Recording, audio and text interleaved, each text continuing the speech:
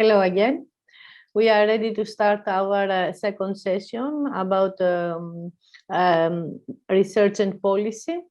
I'm giving the floor to my colleague Dimitris Micharikopoulos, who will be the moderator of this session.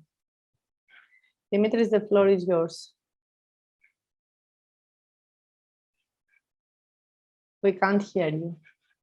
You have to unmute. Hello, I hope you can hear me now. Yes, perfect. Okay. My name is Dimitris Micharikopoulos. I work for Signosis, which is also part of the TInnGO Consortium, and I have the privilege to moderate the second session, which has the title, How Gender Smart Mobility is Translated into Policy and Concrete Actions in the EU and its member states. And we will try to, with a discussion with representatives of key stakeholders from research and academia, from international organizations, from policy making, and from NGOs, to discuss and explore some of the key questions. Perhaps the notion of gender smart mobility say something to experts and policymakers, but perhaps not to everybody. What does this mean in practice? What are the challenges for policymakers, for stakeholders, for business, etc., in order to introduce this gender perspective in the transport and mobility sectors, and how we can, what measures can be adopted or pushed forward at EU level, at national level, at local level, to make the gender perspective in transport a reality. I would like firstly to introduce our panelists today, and we have with us Mrs. Ashley Acker, who is a gender in energy data analyst and works for the International Energy Agency in the OECD. And Mrs. Acker has has a very big background in research. She has worked in the International Transport Forum, where she was working on gender in transport, and hopefully she has a lot to say about the gender dimension in the transport workforce. We have also with us Mrs. Laura Babios Somoza, who is a project officer in the Polish network, and she has also she is involved in various EU projects regarding mobility and transport, and she has worked also in her previous jobs on sustainable and intelligent transport systems. Also with us we have Mrs. Alejandra Cruz Ros, who is working in the International Labour Organization as transport specialist, and she has worked a lot on the employment perspective and employment issues in transport. We also have Mrs. Marie Thibault de Maizière. She's a spokesperson for the Minister of Mobility in Brussels, and she's responsible for the political communication of Minister of Mobility, Mrs. Elke van den Brand. And we have Mrs. Livia Spera, who is the Acting General Secretary of the European Transport Workers Federation. and Mrs. Elizabeth Young, who is the president of women of the organization Women and Vehicles in Europe. And this WAVE organization, and there are employees in the industry of the automotive industry. So without any delay, I would like to start with the questions. I will pose a few questions to the panelists, and then we can continue with questions that the audience can pose through the chat. So I would like first to ask the first question. I will start with Mrs. Alejandra Cruz-Ross. Which priorities you think should be set to develop policies that can address gender imbalances in the transport sector? Is, for instance, the issue of more employment opportunities for women in transport the most pressing issue at the moment? Thank you, Dimitris. Good morning, everyone. It's a pleasure to participate, and I wanted to thank the invitation to the TInnGO project to give us a space to present our work. So basically, although the ILO represents workers, employers, and governments, I see that the panel, has more representation of workers and employers. So I will focus on a governmental perspective. I think that providing adequate regulatory frameworks is basic, not only to promote the career paths and the attraction and retention of women in the transport sector, but also dealing with the ceilings and the occupational segregation. Because it's just not a question of numbers. Numbers are an issue mostly in the maritime, trucking, and railway sector, but there's also a question of the segregation, for example, in civil aviation or urban transport. There's from legal barriers, and I'm speaking not here only focusing on the EU because we represent 187 member states, but there are still some countries out there that have legal barriers that do not allow women to access to be metro drivers or railway drivers, or certain mechanical jobs in civil aviation. So those I would say would be the first step to eliminate the legal barriers, and not only at the sectoral level, but also for countries to adhere to the fundamental ILO conventions, of which 2 of them basically tackle gender equality more specifically. Also in the question of dealing with occupational segregation, well, women find themselves, when they are adequately represented in numbers in some of the transport subsectors, the issue is that they remain in lower paid positions. So how to address that, and from a regulatory perspective.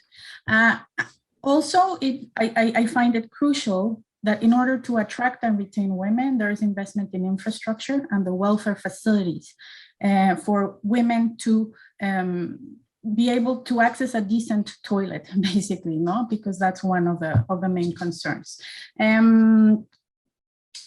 Also, I think, yes, even from the international level, one of the main issues is to have awareness of what's the issue and the data collection efforts, like, for example, the updating of the ICAO and the IMO questionnaires to get the adequate international data is crucial,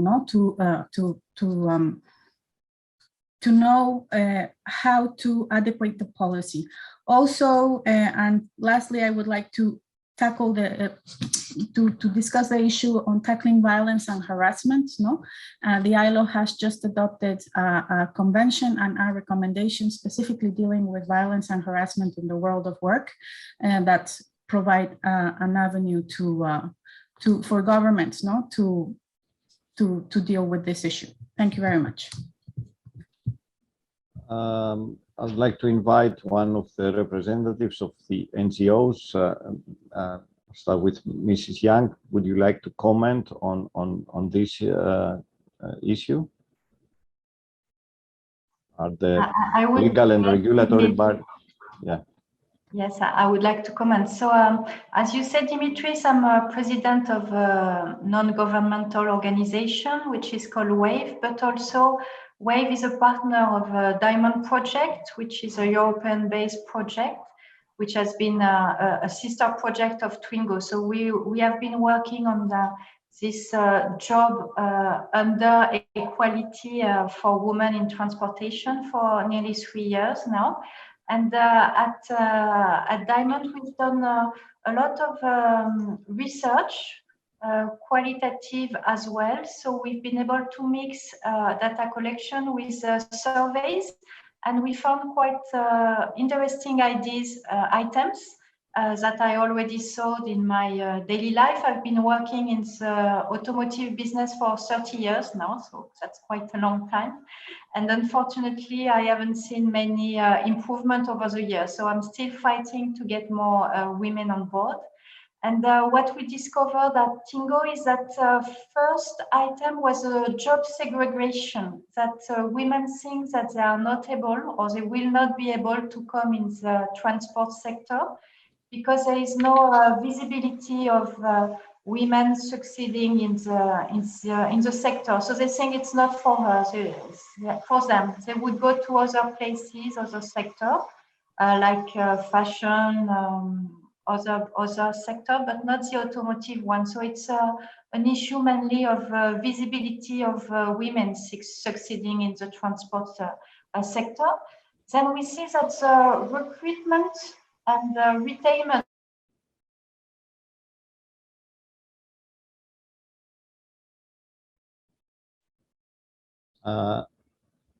we cannot hear you. Elizabeth is frozen, I think. Maybe the connection was lost. I'll give the floor perhaps to Ms. Marie Thibault-Messier to give us her perspective on the issue of priorities for policy from your experience in Belgium. Would you like to say a few words? Yes, good morning, everybody. Thank you very much for inviting Brussels to this discussion. So here we have a woman minister who's really interested in those gender policy. So we know that mobility is definitely a policy that is different for women and for men, and that we have to take that in account when we do policy. So it's really something that we are thinking about in all transportation mode. So first of all, the walking, who's the first way of transportation here in Brussels. And we know that there are more women who walks than men, because men are more in car than women. And so when we do all the walking policy, we have this aspect really deeply in mind, that it's women who walks, and women are more with disabilities. So because they are more with children, and they are more with old people, because as we know, this is still all the care stuff are still really gender. So when we have walking policy, we know that it will have a big impact on women. So this is something that we really put on the top of the list, improve all the sidewalks and the lighting and all those questions to make a woman feel comfortable in the city and feel comfortable in the street, even with disabilities. So that's the top of the list. Today is the start of the Mobility Week, and in Brussels we choose to put the walk as the main topic of the week. So that's really important for us. Secondly, biking. We know that currently in Brussels, there's much more men who bike than women. We did a very big study on women biking, those 2 years ago. And we could see that there's only 1/3 of the bikers in Brussels who are women. And it is not something that should stay like this. It's not that men prefer biking than women. Really, it's not. But we can see that in all countries where biking is not that comfortable and not that safe, where the infrastructure is not really good, there's much more men who bikes than women. And we can see that if we compare the numbers to cities who will have really good and safe bike infrastructure, like Amsterdam or Copenhagen, for example, they have at least half of the bikers who are women, sometimes even more. So it's not that it's a fatality that women can't bike, definitely not. So we are really working on that, first of all, by doing much better and safe infrastructure, so women can also feel safe. We also work on infrastructure that is safe enough to welcome women with kids or people with kids, because we know that still in Belgium, most of the kids transportation and grocery store transportation are made by women. So it's really important that to have like big bike lanes so women with children can feel safe too. So that's important. We are really working on that. And technology and the private sector is really helping us, because we could see that it's like all bike fits and bikes with a lot of space for children or groceries is like, it's viral now in Brussels. We could see that it was only 0.5% of the bikes 5 years ago, and now it's already 3%. So it's huge. It's amazing. So that give us a lot of pleasure. So safe infrastructure. We are also having programs for training of women on bikes so they can feel comfortable, and social bike leasing in the neighborhood, because we know that we want more bikers in Brussels. We don't have enough. We have too much car. We want more people on bike and walking. And we know if we don't embrace half of the population, women, we won't achieve the objective. So it's really important. And we have training specifically for women. We have a social program that give bikes to women in Brussels. So that's, so we said biking, as we said, walking, more women, biking, less women, we want more. Now we have car, first public transportation. We know that a lot of women don't feel safe all the time in public transportation. So we have a policy with the big company of public transportation to fight harassment in the street, but also in public transportation. It's not a specific problem in public transportation. It's all over in the society. But in public transportation, we have to put more people from the public transportation company who help women to feel comfortable. And we also have a big program to hire more women as public transportation drivers, so women feel safer when there's women who drive the buses, for example, and more women that are public transportation controllers, so they feel safer also to go to women when they don't feel comfortable. So that's a program that we do. Plus, we do a lot of sensibilization of about this topic. So it's really important. And last thing, cars. So we know that there's less women driving, and also, and even more, we know that most of the people who dies on the road are drivers, and they are men drivers, mostly young. So this is also a gender problem. It's not a woman problem, but it's definitely a gender problem, because we can see that, as we know, as men are raised, they like more cars. Since they are kids, they have dinky toys with car. They are excited by speed. We can see that all Hollywood movies are always with guys in big cars and driving fast. And so it's example that all boys have when they are raised. And the result of that is that 75% of the death on the road are guys alone in their car that drive too fast. And so we take also deeply in consideration this question when we have sensibilization program for road safety.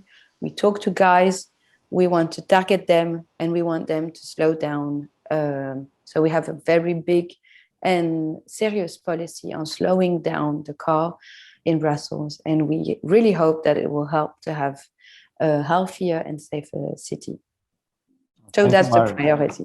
Thank you, Marie. We'll come back again on the issue of the effectiveness of race awareness measures.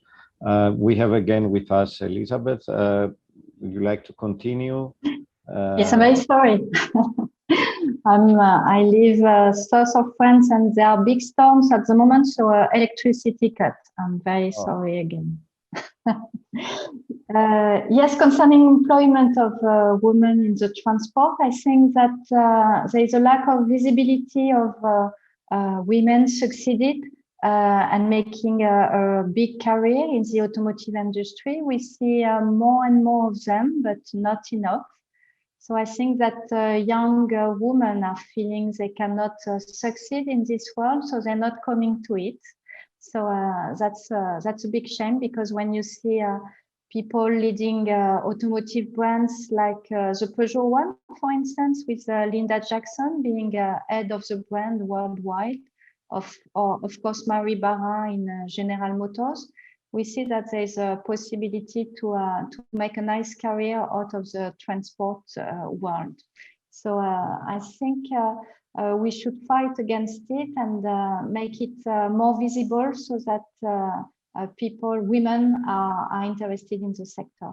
One item that we found at TInnGO also, it's at the companies, at the employers, inside the HR policy.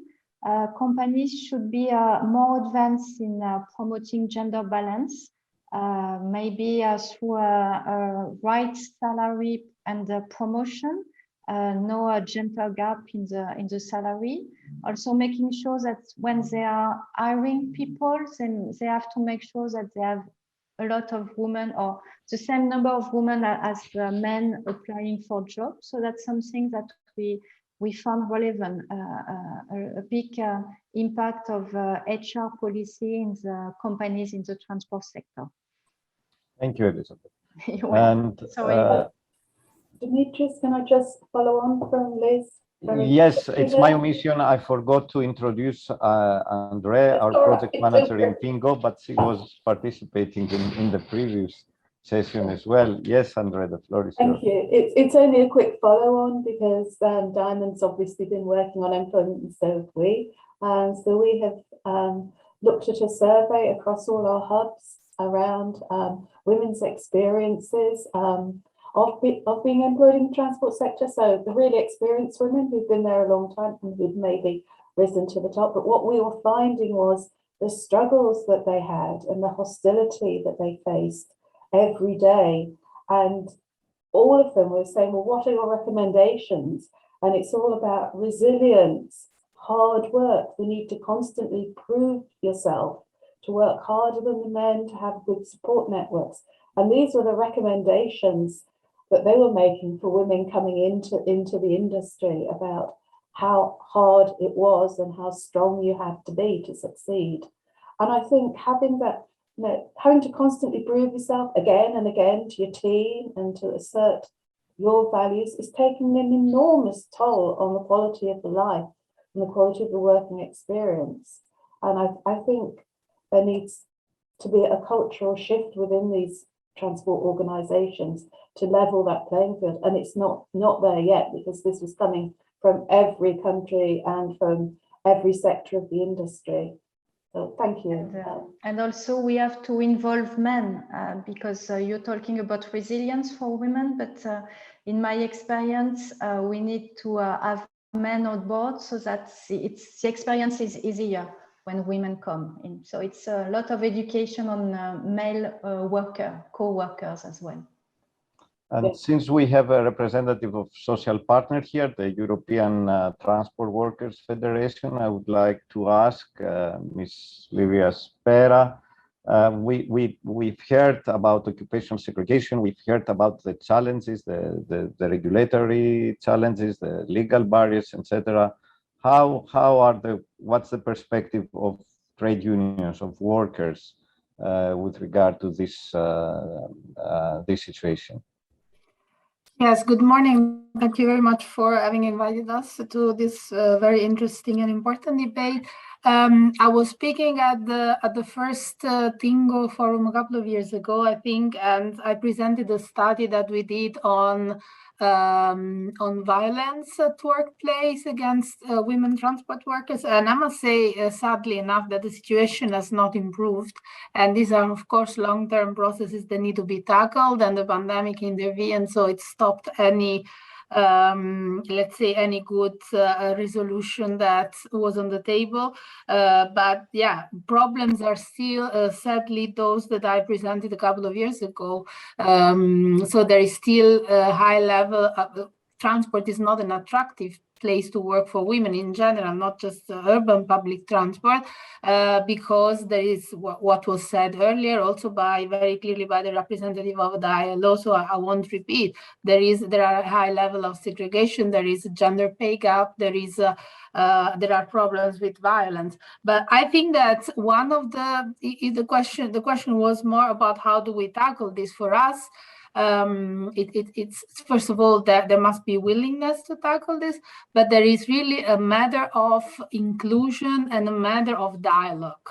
So if we want to tackle this regarding workers, and very often when we talk about gender issues related to mobility, it's about passengers, and we forget the workers dimension. So if we want to talk about the workers dimension, if we want to attract and retain more women transport workers, we need to talk with the trade unions that represent those women, because more women working in public transport will also imply more women taking public transport. We don't have to forget this. There is a direct link.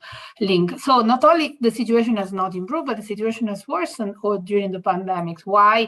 Because of course workers in public transport have been sometimes tasked. They've been exposed, of course, to the virus and to more dangers, but they have also been in some cases tasked to police behaviors like social distancing, not wearing masks, and so on.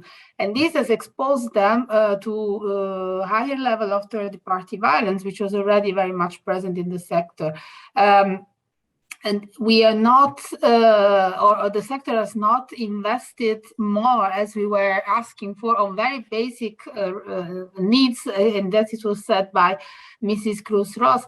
The right, we call it the right to flush. There is no sanitation. There are no changing rooms for women, not enough. There is no, it's very basic. If I'm a tram driver, and I need to go to the toilet, if I'm a woman, it's much more difficult than for a man. So it's sometimes we don't need to talk about to look about big policies, but really about basic needs. Another problem is that public transport employers are very big employers, especially in large cities. Normally, they are the biggest employers. However, we see that we see a higher level of conflictuality compared to the past. I can give you already 3 or 4 examples over the last year where the companies refused or made it extremely difficult to engage in collective bargaining. And now we think as unions that collective bargaining is the tool to tackle those issues. I can give you example in railway, which is a sector connected to urban public transport. We have just concluded an agreement with the CER, with the Employers Association to improve the number of women employed in the railway sector.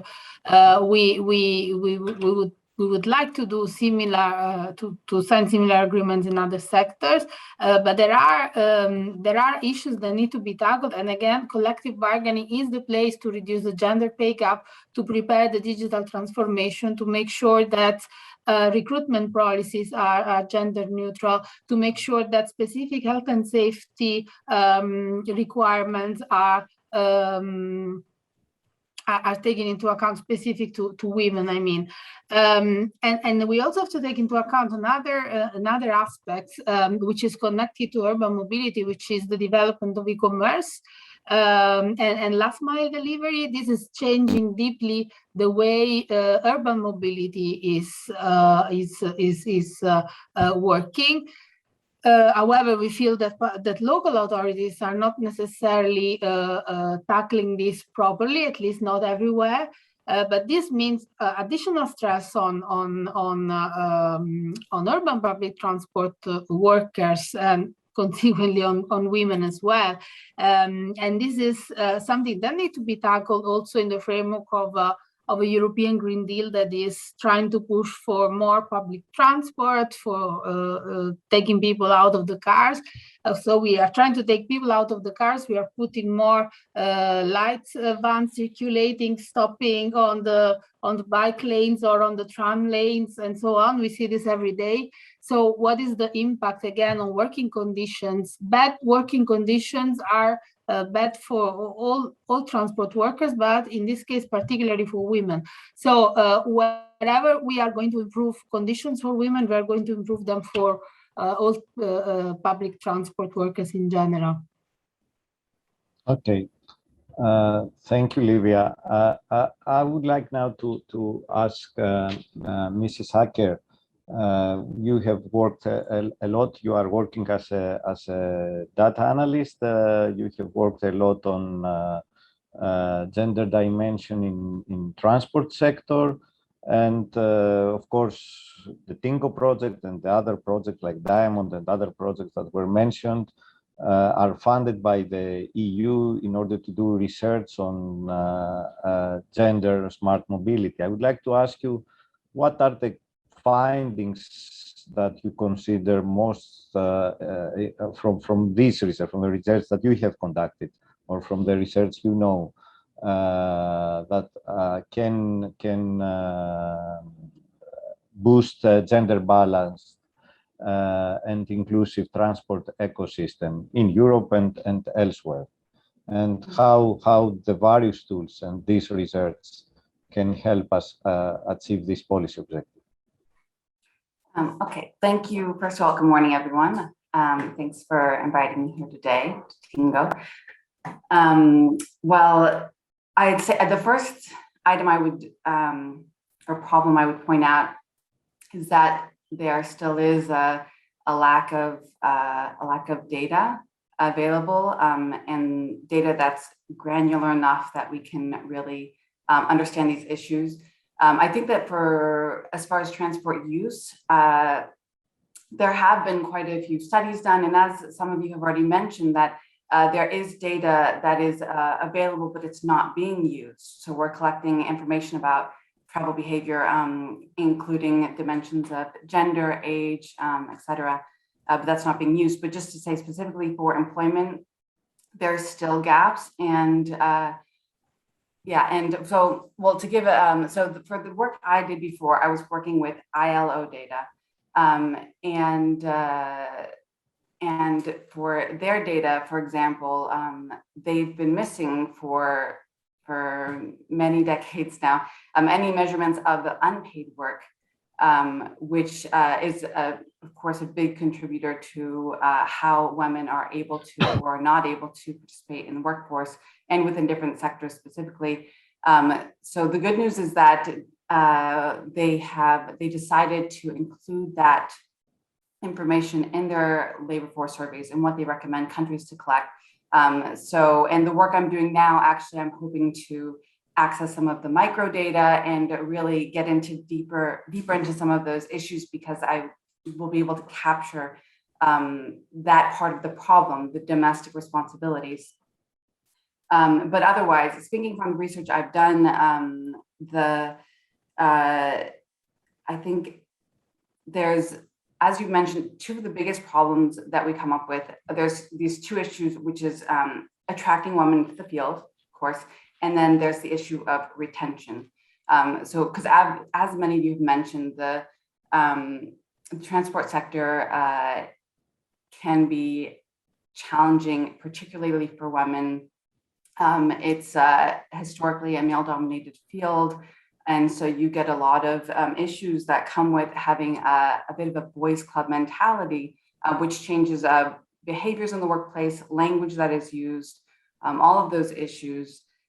So in order to get women into the field, from what we've seen, it's important to try to apply measures such as sensitivity training to get managers, but also employees at all levels aware of those barriers, that hostile environment, those subjects that are hard to put a word on, but to realize what the biases that are causing women to leave the sector and causing women to not be promoted, because promotion is, or lack of advancement in your career is a big reason for women to leave the sector, to go to another more diverse, inclusive sector that will allow them to have a better career. So I think one part is from that end, to work with from the sector side, from the people that are hiring as well. And someone else mentioned that was a great point about hiring, that it's if we establish things such as quotas, and we force companies to have a diverse hiring pool, then they're improving the level of their candidates greatly. And that goes hand in hand with having a more diverse workforce, which is also great because it's cyclical. It's the more diverse the workforce, the more diverse workforce you will attract. So anyway, so I think those are a couple of the points I will make with that. And then I also wanted to mention about a bit from the women's side, that the importance of flexibility and also basic safety concerns, as were mentioned. So for addressing some of these inequalities in the workplace, these gender gaps, there are jobs which can be more flexible, but because they haven't needed to be, because there was only men doing those jobs, and structurally we have things, a lot of positions are set up with the idea that there will be, if you have children or domestic responsibilities, there will be a woman taking care of that. So the position that let's say the man is doing, when we talk about a lot of these male-dominated fields, then that doesn't have very little flexibility, even though it could. And so if you add some options such as flexible working hours or being able to work from home, that can allow a lot of women to access those jobs as well. And a lot of times it's not just a preference, it's a necessity. So women are more likely to have dependents. And so if they don't have that flexibility need met, then they will go to a job that allows for that. But one good example of that in transport is shared mobility, which has proven to be a great field for women because it is so flexible. So they can move it around all their needs. But the problem there is safety. And I'll take this as an opportunity. So actually, with the first question that started this discussion was what the most pressing problem is, and just because I wanted to share it. But in my opinion, if we talk about all the issues of around transport and gender, everything, if you had to pick one topic, I would say safety for sure. I mean, because that's huge for transport users. We know that most women, when you look at travel surveys, most women will put safety as their biggest concern for public transport, but also taxis, shared mobility, walking, biking, as was mentioned as well. So I just think it's a great, something important to keep in mind, especially when there's all these different issues to be working on, that is a big priority issue. And it carries over to the workforce as well, because sexual harassment in the workplace is still a big issue. And so work does need to be done towards that. And then specific for transport, there's lots of issues which we've mentioned here, such as having a safe place to use the bathroom, safe access to your job. If you're a bus driver or a truck driver, to feel safe doing that job is critical. I mean, not just for all workers, of course, but because violence against women is such a big problem. If we want to get more women into the workforce, that's a priority area to tackle. I'll stop there. Thank you, Ashley. Thank you. That's very interesting perspective. We read the last few days that there is a shortage of truck drivers in Germany, in the UK, that threatens also the supply, the logistic chains. And I wonder, I mean, the stereotype is that when you talk about truck drivers, it's a man behind the wheel, but in some countries there is also a gap in the employment market. So there is there should be ways to find to address the safety concerns and attract more women in positions that are regarded as male jobs.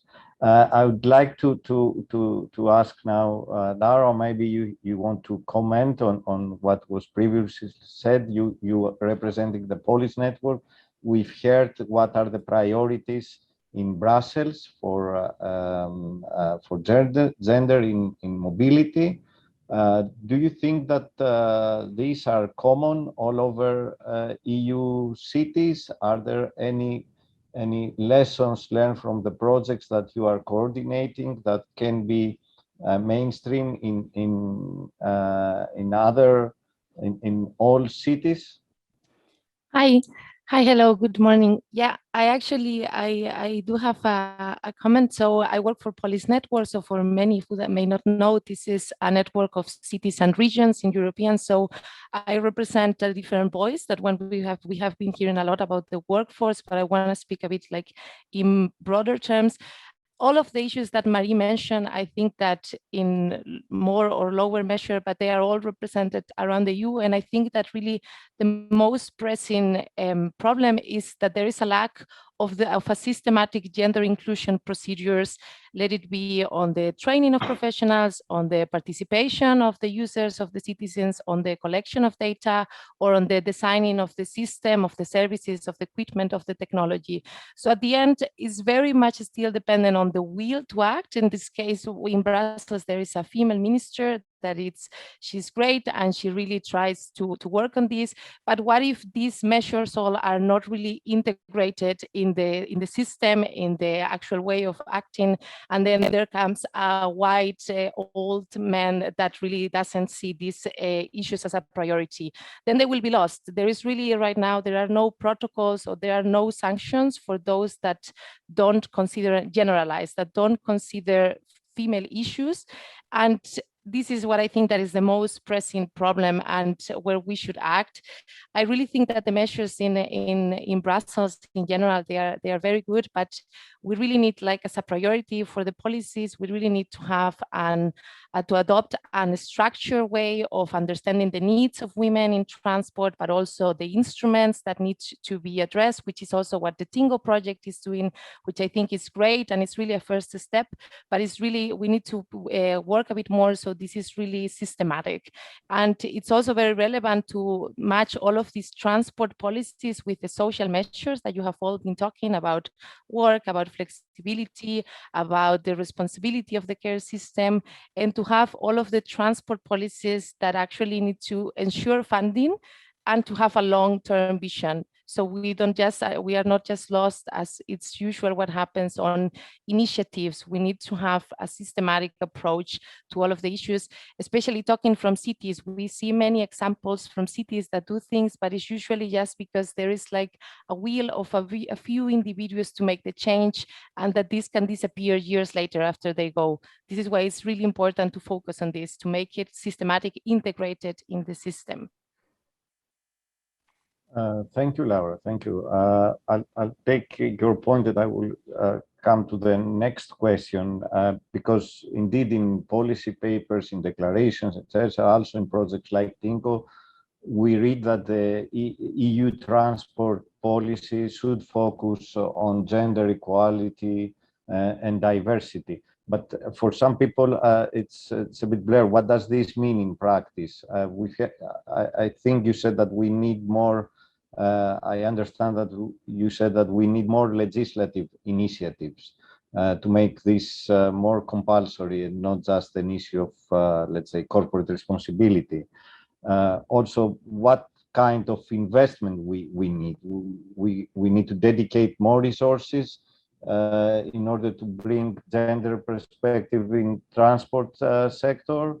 We need more awareness of the involved stakeholders.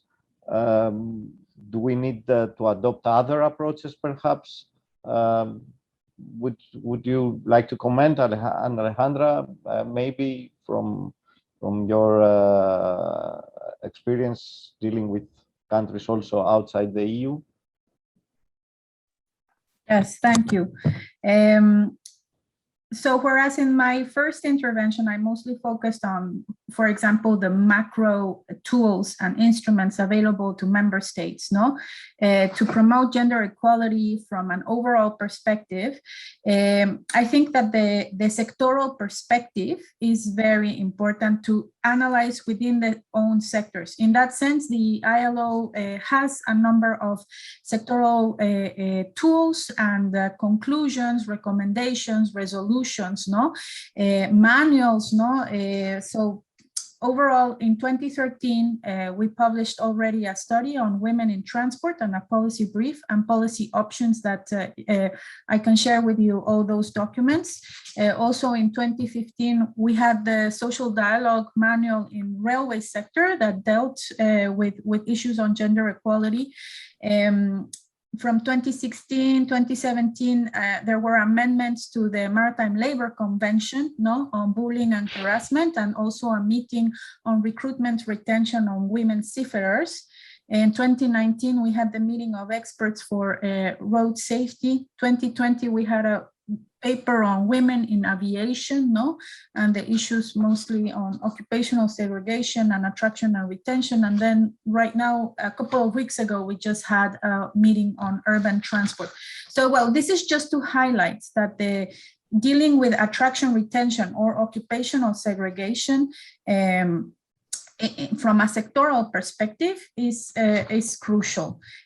Also, I mean, I could mirror a lot the interventions from Ashley, from Livia, in the ways of dealing with data collection, tackling violence and harassment, the pay gap, and discrimination. But I also want to focus here on social dialogue and the importance, and highlight what Livia had mentioned, in the sense that social partners are crucial, and their initiatives from the macro International Transport Workers Federation or the sectoral employer and trickling down to the national level to promote women are crucial. So creating these women-based groups within the social partners structures is also, I think, an important element, not only to complement already what could be the policies and programs put in place by governments. In this sense, for example, the ITF has published recently significant studies with a subsectoral perspective, on how to better include women and the best practices from national perspectives, and also from the employers. For example, the IATA has a 25% by 2025 initiative. UITP has also come together with ITF, with ETF, at the sectoral, at the social partner, to issue joint declarations on how to include more women. So that's one of the main parentheses also I wanted to make, in the sense of sectoral partners and sectoral social dialogue, I think, is crucial to complement any government initiative, program, or policy. And two last comments or thoughts I wanted to leave out there is that, one, COVID has, women have found themselves at the sharp end of the pandemic, and I think that now is a moment, one, to build back better, but two, also women have been more significantly affected in the work-life balance, because of the pandemic.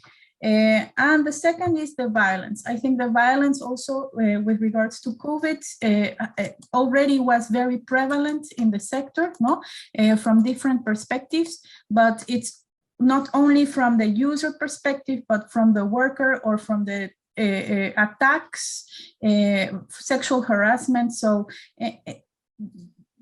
tackling violence also is the mirror of the women's safety, no? And how these measures, tackling the measures to tackle violence will have a multiplication effect on the attractiveness of the sector, no, to women. Thank you. Thank you. We have started receiving questions also from the attendees. We will address this question. Perhaps Livia would like to answer. We have a question from one attendee. In principle and reality, are the majority of the unions of transport workers prone to gender equality at the work? I think that, there are a lot of unions. So I think unions are doing their homework, and certainly there is a growing awareness within unions that there is a need to include gender issues, for instance, in how we talk to our membership, because of course we have a lot in transport, we have a lot of male-dominated sectors. Our members are mainly men. So of course the union themselves have been not always dealing historically with gender issues, but over the last 10 years there has been a huge progress. We see that most of our unions also there are more women in leadership, and this is certainly helping. So I wouldn't say that the unions are the obstacle to this. Probably the fault of the unions over the last years, or let's say a few years back, has been not to always have been on the forefront. So it has taken a bit of time to include a gender perspective into their reivindication, to include gender perspective in the collective bargaining strategy and so on. But I think that at least in our unions, this is an absolute priority for our policies. As I said, we have done an agreement with the CER on railway, but in all the sectoral social dialogue committees where we are represented, gender is always on the table, and we are. It was also said by Alejandra. We are working a lot on common declarations, on joint work. Now, common declarations are nice, but they are also not engaging anybody, and this is also a bit of a problem of the social dialogue at a higher level, at international or European level, that we very often see. The reluctance of the employers who are part of the employers association then to, let's say, to pursue what had been agreed at international level. And this is where I think beyond the social dialogue, it's really collective bargaining, the real tool to tackle these issues and to really next to legislation to really address gender equalities and gender issue at workplace. Perhaps someone else would like to comment, Laura, before you said, yes, Elizabeth, we have, especially in the EU, we have a legislative context which is very advanced with regard to equality, the fight against discrimination, especially as far as concerned labor law and equality. I wonder why this has not addressed adequately issues like gender pay gap in transport and occupational segregation. Elizabeth, would like yes, I would like to give an example of how legislation can work very well on gender balance. In France, you may know that we had a law 10 years ago called Zimmermann-Copé for having at least 40% of board members of a big company of the stock exchange having 40% of female in their board. So at first I was not in favor of quota. I thought it would not be needed, but after so many years of no improvement, I am now realizing that without legislation, things are not moving. And with this French law, the Zimmermann-Copé one, after 10 years, we moved from only 12% of women on boards to nearly 40%, so reaching the goal. So when there is legislation and with a financial constraint with it, we can see that it's working. There's another example, which is called the Equality Index in France, where there's annual publication in main newspaper and social media of the ranking of companies according to this gender index. And we can see that on a daily basis, companies are taking that into account and are trying to get more women on board, especially. And even if it's just a communication item to start with, it's working very well. So yes, now I'm very much in favor of legislation and imposing more things on companies in order to reach a better gender balance. Laura would like to comment on this. Yes, I actually completely agree with Elizabeth, because I was checking also other examples of the legislation, especially for the work. Also, I think it was in France that once they adopted the 35-hour week as the norm, they saw a complete halt or a decrease in the part-time job, which was usually done by women. But I mean, I understand that legislation is not always feasible, or at least not for everything, but I do think it's necessary, especially if we want to change for the transport systems that we currently have to a more inclusive, to have such a drastic change, because right now they're really not inclusive. It would either have to happen through a revolution or through legislation. So I really think that the point is that we have to go in legislation, but it is true that it's not always feasible. But I think that the feasibility is just dependent on two variables, which is the time and the commitment. So if you're committed, and maybe it will take you a bit more time, for example, if you want to mandate an not only for gender, anti-homophobic education to avoid this, maybe in some countries it's not possible to mandate this immediately, but then you have to start little by little with the awareness, with the social dialogue, and at the end, then do legislate. But there are many cases where we can already legislate, as Elizabeth has mentioned, and I think that it is really the way forward. We have been hearing a lot about today about how slowly this change has been. It's just a matter, like, if we really want to make the change and to make it impactful, which we should, and we need to do it as soon as possible, this is really the only way. Or, as I said, the revolution, but I think that this is what it's more in our hands. Thank you. I follow this point. I mean, okay, legislation, all of you mentioned also the issue of sensitization. And I wonder how can we assess the initiatives, the awareness raising initiatives that have been pushed forward so far, also at EU level. For example, last year, the European Commission called for volunteers to create a European network of ambassadors for diversity in transport.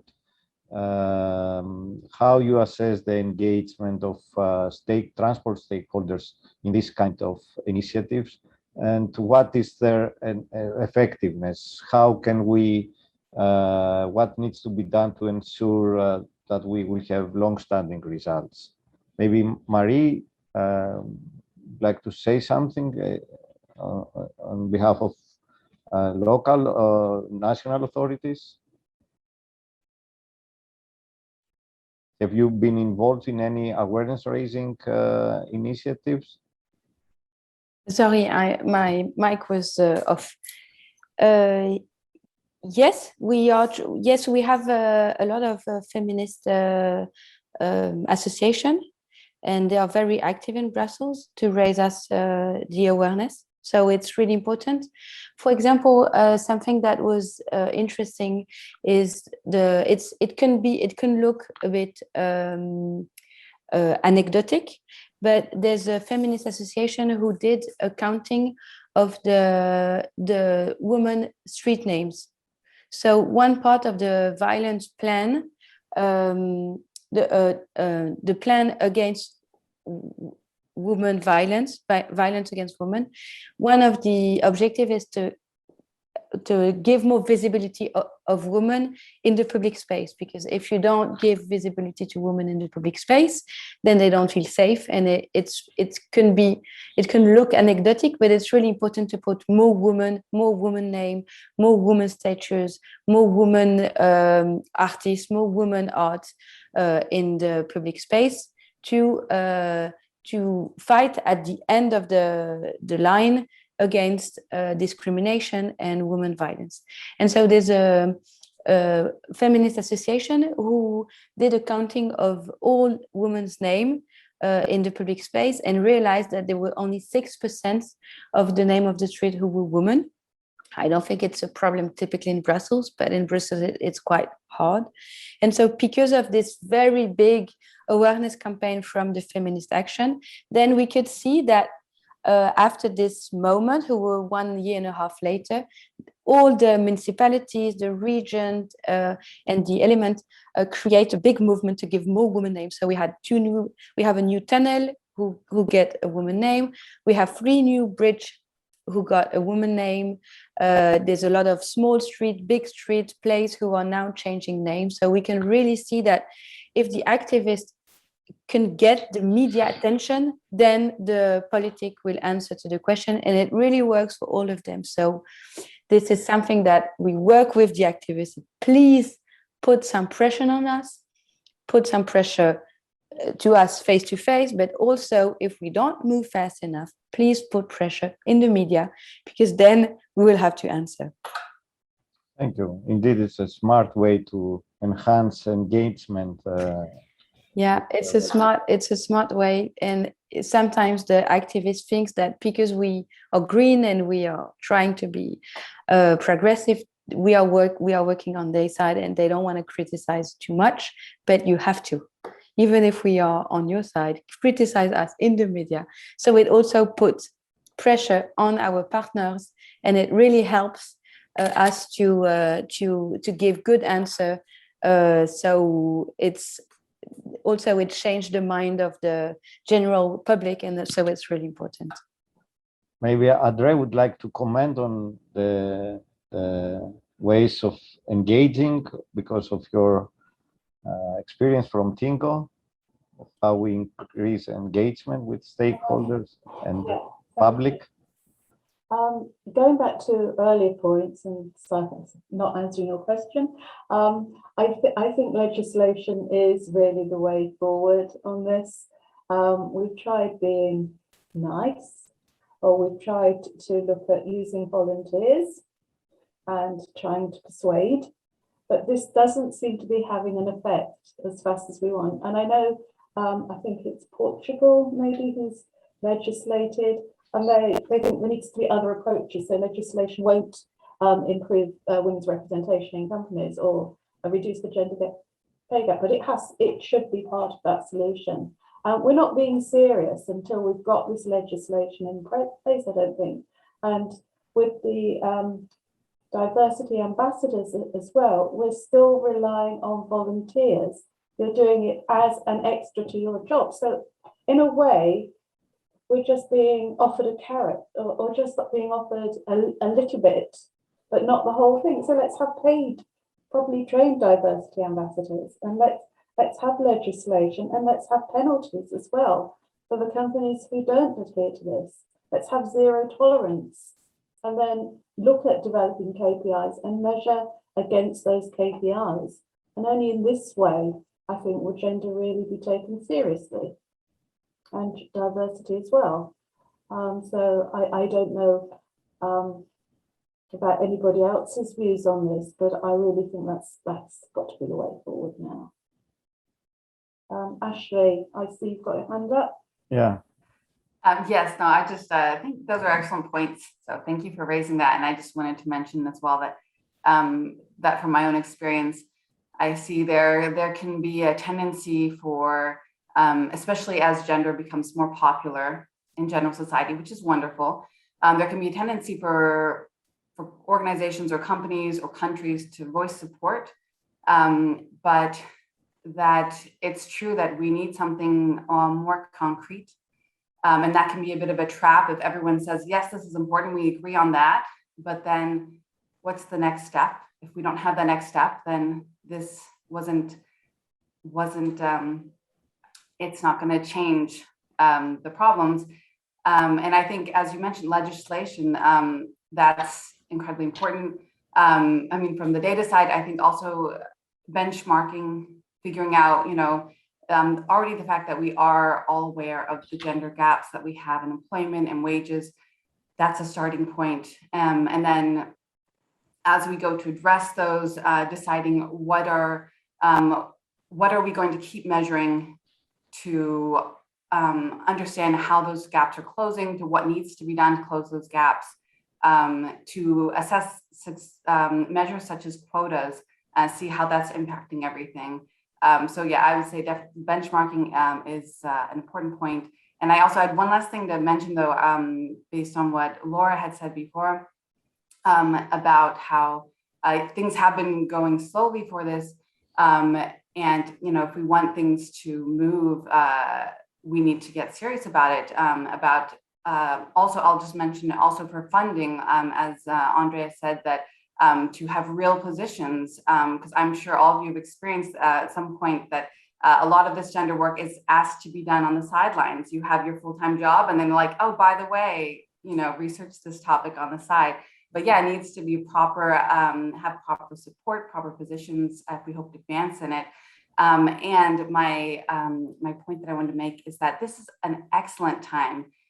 Maybe it's too bad that it's been going slowly so far, but this for transport today, this is transport sector is being transformed right now with things such as shared mobility, automated vehicles, electric vehicles. There's so much support now, thankfully, to address climate change issues, and transport is central to all of that.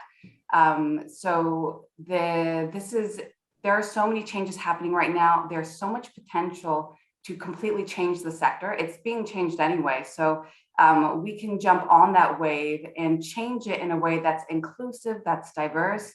So I'm so glad that TInnGO has got funding and it's happening now, and that all of you are working on this now, because I think we have the momentum to really actually put in place some of these changes, get better support for some of these ideas. Because even something like electric vehicles, which is now a booming industry, that is a huge change, and it requires different skills than what we need before. So if you imagine all of those new skills, women could be learning those skills, women could be in that field. And actually, historically, when electric vehicles were first being used, it was a women's field. I don't know if everybody knows that, but it was seen as like it was a clean car. So women were the ones who were doing all the maintenance work. And just as an anecdote, but still, it's good to see that there's opportunities like that. Those can really make a difference, and kind of to break up this barrier. Not even a glass ceiling, it's like you can't even get into the door. So this barrier of having such little representation within the entire transport workforce. Yes, Laura, you wanted to comment also on this. Yeah, I just quickly that I think Ashley is very right, that we are really in an excellent time to change. I do see it. It's true that it's not only in the transport sector, but like in society, that gender is more and more a topic that not only people talk about, but people actually learn about it and really want to understand what it is and what we come. And we also see it in cities, in our network. That is really the momentum. We do see that many cities support the idea, but actually there is a lack of knowledge, of understanding, and it's also a role, but not only us as a network, but also for other cities, really to take the time and to first know your facts. This is how you have to start. So learn, get the data, get the disaggregated data, have capacity building between their manuals and everything, but maybe we also need to train more the professionals one to another and to educate, not only train. And the most important is also have the success stories from other cities, which already are. You can look at Vienna, for example, that does an excellent work in the gender mainstreaming of transport policies.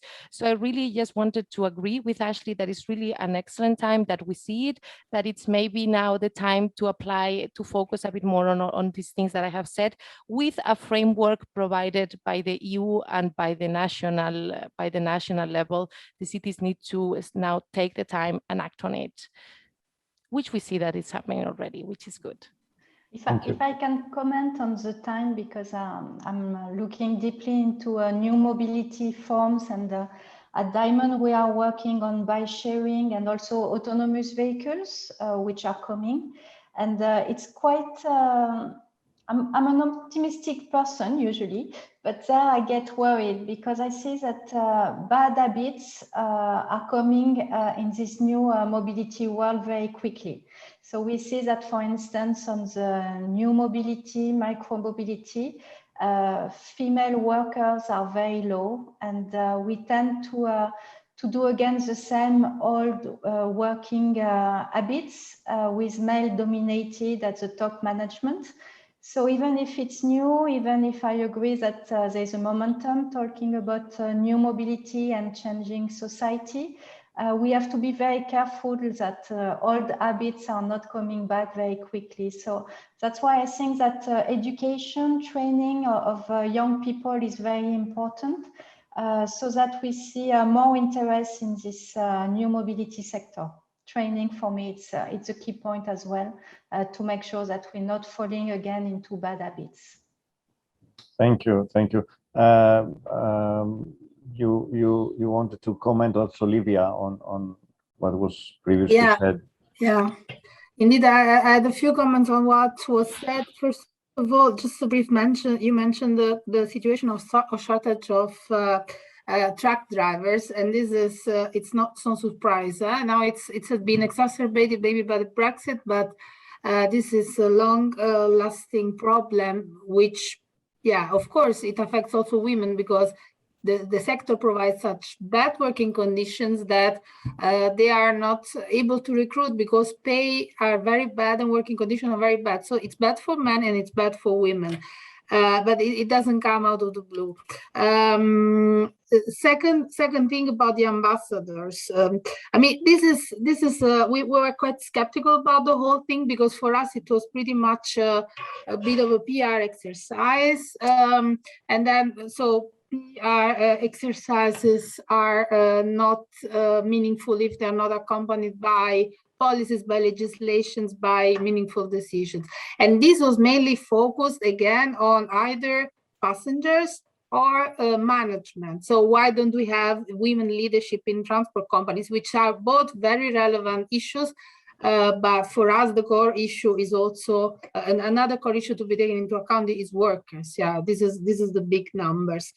Regarding the gender pay gap, you are all aware that there is a directive that has been proposed by the European Commission, and you are also probably aware that that was delayed. It was not so consensual. So it's true, there is a renewed attention to the gender pay gap. There is the renewed attention on gender issues. We made a lot of progresses, but still we see how difficult it is first to get a draft. It was delayed. The ETUC had to organize several actions in order to campaign for this directive not to be further delayed. And then when it was proposed, it presented from a worker's perspective a lot of shortcomings. Partially they have been settled or they've been tackled by the report to the European Parliament, but we are not yet there. So gender equality and concrete measures to tackle gender pay gap are not as consensual, unfortunately, as we may believe when we read the papers or when we discuss among reasonable people. There is still a lot of work to do, and there is still, especially from businesses, a lot of obstacles that they see concrete action to remove the gender pay gap as bureaucratic obstacles to their way of doing business. So there is still a long fight to do there. We're not yet there, and this is, of course, general. It's not just related to transport. Ashley, I saw that you wanted to add something on this. Yes, just quickly. Well, it was about what Elizabeth Young was saying, but just to mention as well that for my comment. I think there's a great potential for change now, but I mean, of course, there's still, that doesn't mean it's easy, but just that it's maybe more possible now. But for what Elizabeth Young had said at the end about education, and I think, it's so important to mention, and it's also part of that, the problem of getting women into the sector is awareness of the diversity of positions that are different, diversity of careers you can have within the transport sector. So you don't have to just go into STEM. But of course, we do want more women in STEM as well. And then, as you mentioned, that getting at a very young age, and honestly, I think it could go all the way to toy manufacturers. But I don't know how we do that legislatively. But but I think it's true that we from as soon as kids are born, they're just transport is for boys. That's just, we've created that path already, and so a lot of work needs to be done to raise awareness about that, and kind of break those stereotypes in our society. I had a last point, darn it. Okay, I'll hand the floor over. I'll see if I remember it later. There's lots of people to talk here.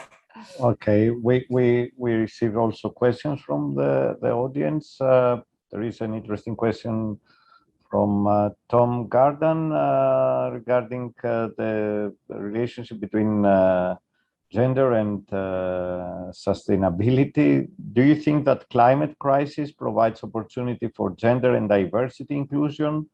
Or on the contrary, there will be a huge pressure to society that will become less inclusive and divert. You also mentioned before about the COVID and how COVID slowed down the progress in relation to gender in transport. What do you think about climate crisis? Marie, you wanted to say something? Yes, please. Yes, this climate is definitely a changing moment, but we really need to take this opportunity to create a more social and a more equal world. That's really important between poor and rich, and between men and women. And I think that the old model of the baby boomers who were created in the 50s. So it's a bit caricatural, but it's driving a car, living in the suburb, a role for the man, a role for the woman, very distinctive role between the gender, and also a very big dependency on fossil fuel. I think that's definitely something that we need to fight, and it will also fight this gender inequality, because if we can take more people to live in city and small city, sharing more public space, having less of internal life in the small house with the small garden, and this city organized on the nuclear family where women are trapped in this woman role. I think that we can create a world that will be much more equal. So this is, I think, in the network of the city who wants to create sustainable city. I think it's really the way they are taking to create city where because we have smaller apartment, but we have much more public space that are greener, that has a lot of place where you can meet. So you are not alone in your kitchen, but you are all together.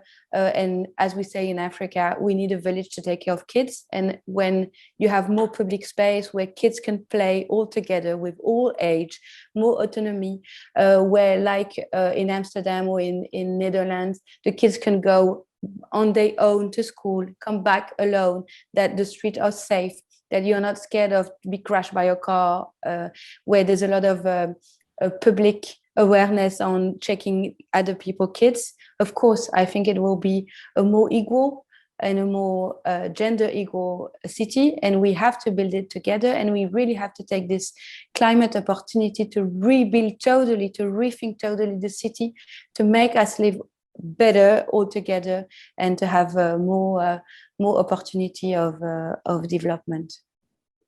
And Alejandra, do you think that the climate catastrophe, the climate crisis, would prompt us to have a more gender balanced transport mobility context and policies? Yes, I think I will echo what other panelists have mentioned. This is the opportunity for a human-centered recovery and a gender-responsive recovery that also includes just transition principles, and that these principles, there is a strong gender component in these environmental challenges and opportunities. So the ILO in this sense has guidelines on just transition that can be adapted to the sectoral level. And the ILO also has recently adopted a call to action that calls for a gender responsive recovery with regards to pay gaps, parental paid leave, work-life balance, violence and harassment. And it makes a human-centered call for these gender responses. Of course, this is all at the very macro level, and it's the way in how you see it to adapt it to the transport sector and then to its subsectors at the same time, no? But I think that the tools are there, and basically it's important for constituents, for governments, workers and employers to start applying and take this opportunity for a just transition that is gender responsive. Thanks. Yes, thank you. And are there any other comments on this question? Okay. Before closing and wrapping up, I would like to ask you whether you believe that is feasible or necessary to implement inclusivity by policy design when it comes to transport and mobility policies. Shall we rethink how we design the policies, how we implement them, by having the gender perspective integrated from the beginning? Is it something that policymakers need to learn from all this experience and research? Ashley, would you like to say something? Yes, sure. I think, I mean, of course, yes and yes to your questions. Yes, there should be a gender dimension considered with all policies. And I think that's something that policymakers, there's a sensitivity to this subject that of course can be learned, that should be developed. But I would just, I would add to that, I think that for certain subjects, it can be helpful to have an expert in the field to highlight problems that might be difficult to catch. So sources of inequality that might not be apparent at first. And I'll just give one example just for, which is, because this is more and more relevant with also smart mobility with new mobility services that are developing that are a bit more technical. But so an example from transport is that in cars, they have a voice recognition system that was developed. I mean, not recently, it's been around for a while, but that was developed so to help driving be more safe, so that the user wouldn't need to use their phone or anything. They could just speak directly to the car. So the development of that software was based on a man's voice. And so for female drivers, it does not function as well. Or when the software came out, it wasn't functioning as well. And if the software doesn't function well, then it's kind of doing the opposite of its job. It was designed to make driving more safe. And so if it's not functioning well, it will be less safe if the driver will be distracted. So that's a problem, that just to mention that there can be nuances that that might need maybe a more expert or someone a bit more experienced to just take a look at some policies or some ideas to just make sure, is there an element like that? Is there something within this idea that we're thinking of using that needs to be looked into further? Thank you. That's a good point. Technology brings huge changes in not only in transport, but in particular in transport, and how we will see transport and how the employment, what will be the employment situation. We will have automated vehicles, we will have drones, we will have all these new technological achievements that certainly will affect also the diversity and equality in the sector. What do you think that the contribution of EU policy would be in supporting all these messages and initiatives and making real change in practice? It was said that we need more legislation, we need stricter legislation, but would you see that more investment should be directed to this kind of policies? Elizabeth would like to say something. Yes, I would like to. Because you have worked a lot on the automotive sector, and perhaps you can tell us how also the manufacturers as well look at this pairing of technology. I would like to say that as a member of the TInnGO project, which is funded by the EU, we have been working on a toolbox based on data collection and survey, qualitative surveys. And with this toolbox, we want to offer something very specific to companies so that they can measure their gender balance in what they are doing daily. So it is very important, and it's thanks to this funding by the EU that Diamond has been able to build this toolbox, which is currently being tested and which will be communicated and disseminated to all the biggest companies in Europe. So that's the first answer to your question. The second one, yes, I've been working in the car business for many years, and I think that at the top level, the top management, people are aware of the need to have more female on board, especially because customers are more and more female as they are buying new cars on their own. They are going to the after-sales business also on their own. So it's really important to reflect the customer view inside the companies. So at design level, for instance, in big automotive manufacturers, there are more women on the design of the car, not only on the coloring or the inside, but more and more women are integrated in the real design of the car. We can see it at Renault with the Zoe, the electric cars. So it's a real understanding that they need more women on every stage, every level of the companies.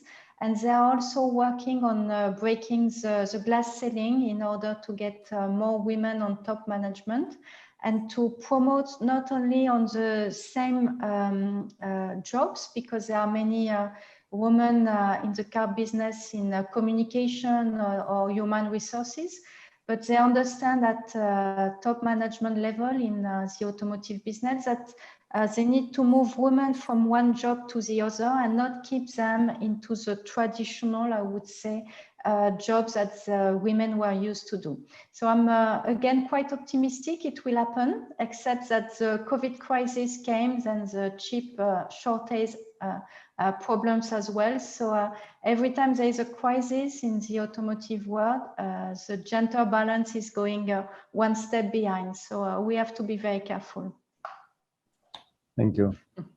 We're running out of time. We have to close the session. I don't know if there is any other comment from a panelist. I mean, I did have a comment, just very short, that I think yes. that to your question, that the EU definitely has a fundamental role to play in many ways. First of all, there are many projects that have the gender perspective included, but sometimes it also may feel that it's just like a box to be ticked, that there is not actually follow through, that the outcomes that are coming are like that. And there's not that many investment in gender related projects, whereas it's a topic that is really universal and that affects every field within transport, whereas then you can have way more projects that are focused on autonomous vehicles. That is maybe not something as universal as gender is. So I definitely think that there should be more investment and more assurance that there is actually follow through. But also I think that the EU can only establish a framework. The guidelines can be maybe the Kickstarter for these measures with TInnGO, but they really need to be picked up on a national level, on a regional level, to ensure that it's actually widespread, not only for a few case pilot cities that are studying this, but actually really mainstream throughout the whole territory. And this is really going to be only if it's picked up on a national level. So the EU can help, can bring the framework, but I think that we need also in the collaboration or investment in the different levels. Just to finish, because I know we are short on time. Yes, thank you, Lara.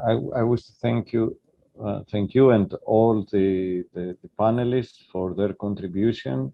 I hope we covered a lot of questions regarding how gender smart mobility can be translated into concrete actions. We gave examples, we identified the challenges, the barriers, the key issues and priorities.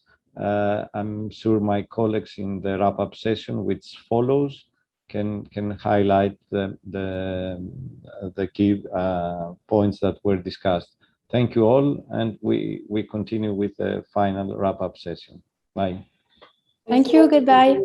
Thank you. Thank you very much. Bye-bye. Bye. Bye. It's over to you, Elena and Hilda. Yeah.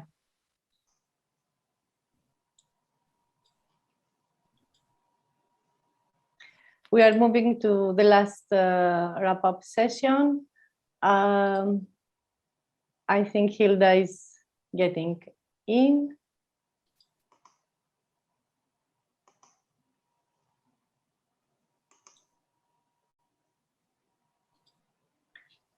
Yes, Hilda, we had just a look of you. Yeah. Okay. We are closing our second multi-stakeholder forum. Hilda will wrap up all the day that very interesting issues have been discussed and debated. Hilda, the floor is yours, please. Thanks a lot, and thank you to all of you for contributing to this very interesting and also very intense and also very compact multi-stakeholder forum. I think I will wrap up very briefly and then end up with some suggestions, more concrete suggestions, which are based on what has been said today and also the experiences and outcomes of TInnGO, of the TInnGO project, not least. What I've heard today is both that time has come for change in many ways, in cities, in national transport policies in Europe, etc., etc. But it's also accompanied by a certain both optimism. There are many good ideas around. There are many laboratories for working up new ideas, for approaching things in new ways, and for making change happen. But there is also still a lot of pessimism around, and I think for good reasons. We have heard about the need for more data, about more sensitivity training or consciousness raising, unconscious bias raising, about pay gaps, about climate change and how it influences gendered mobility patterns. And I think that every word that has been said has been relevant, and you have been pointing to various directions and ideas. But let me also point perhaps to what one could lack here. I think it's so wonderful to have so many stakeholders on board. It's also wonderful that we have been running these quite comparatively big European Union projects now for 3 years. But what I am still missing is that we involve or mobilize more a broader audience for these conversations, and not least the powerful,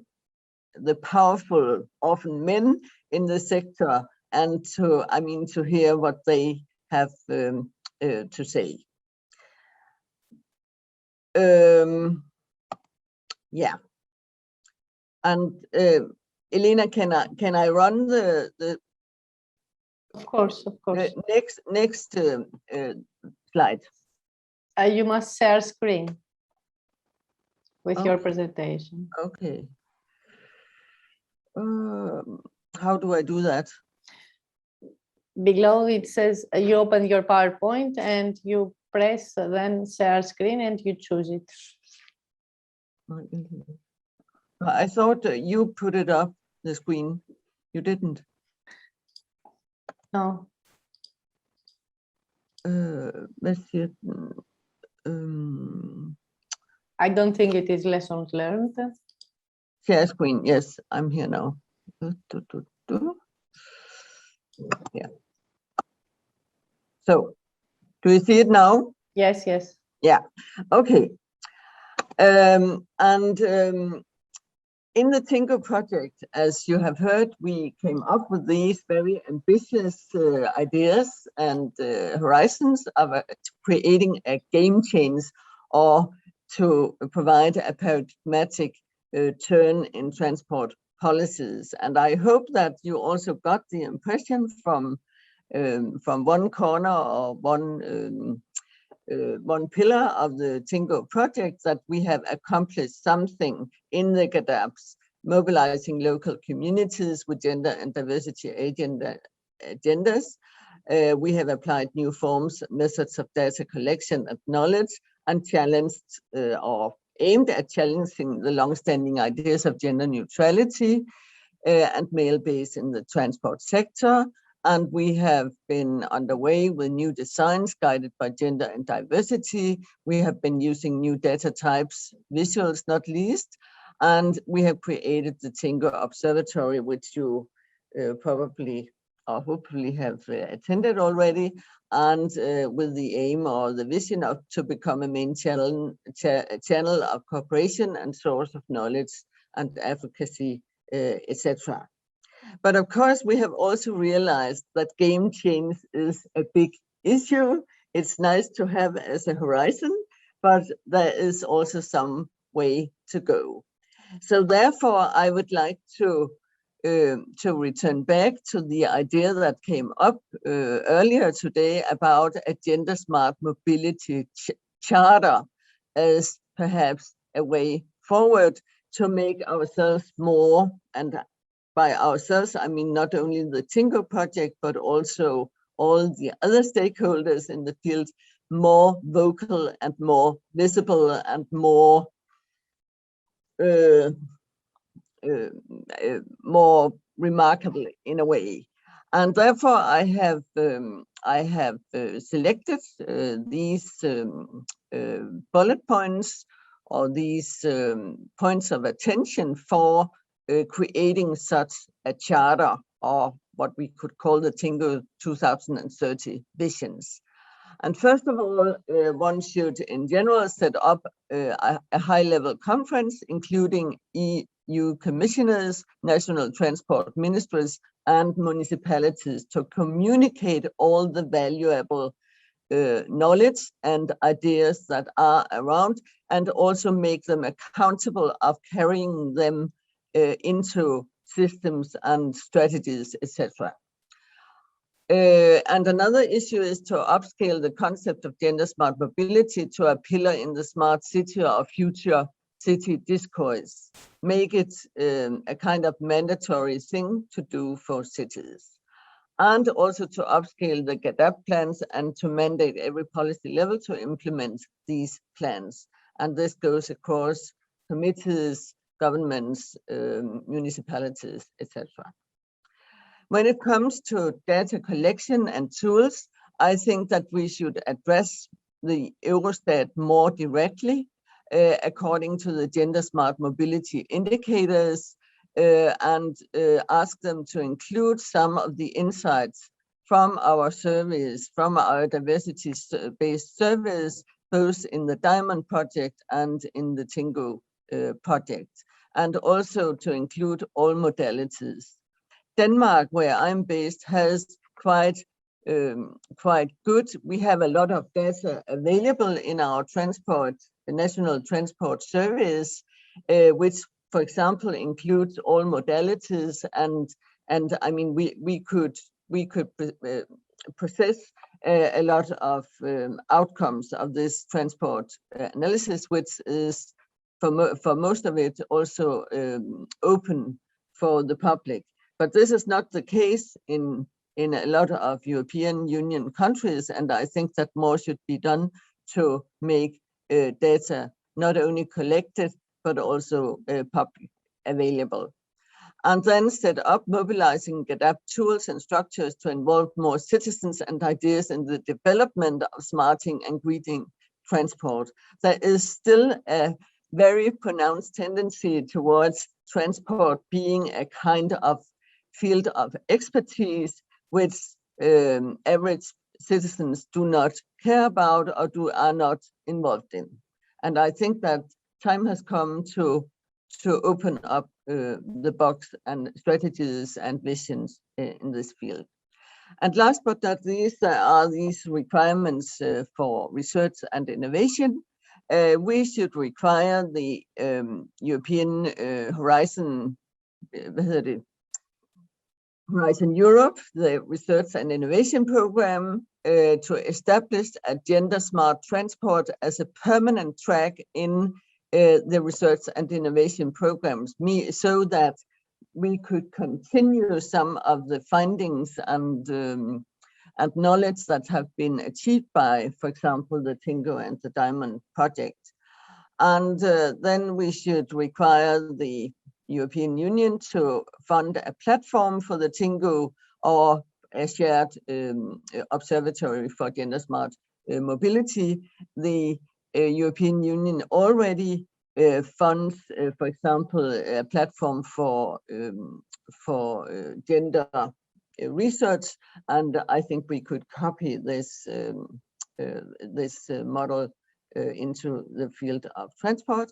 And last but not least, we should urge EIGE, the European Institute of Gender Equality, to collect data and to visualize gender smart transport as part of their index, their equality index, and as a vital pillar for European gender equality. And I know that this is perhaps, I mean, these ideas have been collected based on what has been said today, and based on the TInnGO project, based on what is around. And I think we should start a discussion about these visions and to set up this gender smart mobility charter. Perhaps it can be undersigned here at this next TInnGO event, which is a shared TInnGO Diamond event. It's a conference on gender equality in transport taking place in November this year. And that's all for me now. If you don't mind, Hilda, I am inviting people from TInnGO to be present again and say goodbye from our session, and see. I hope that they will be with us in a minute. That's fine. Thanks a lot also from me. Can you stop share screen, because okay, yeah. I will yeah. be. Yeah.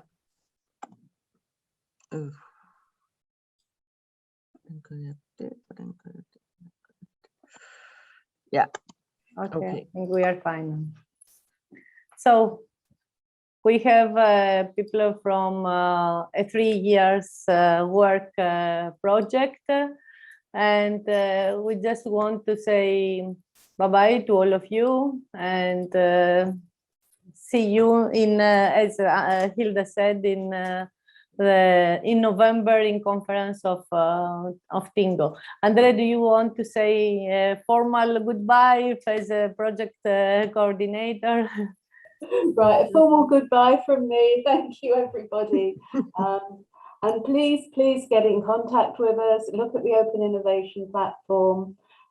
We look forward to meeting you at the TInnGO and Diamond Conference later on in November, which will be a 3-day event, which will really wrap up both of the projects. So thank you all for staying with us. Thank you for your contributions as well. So thank you.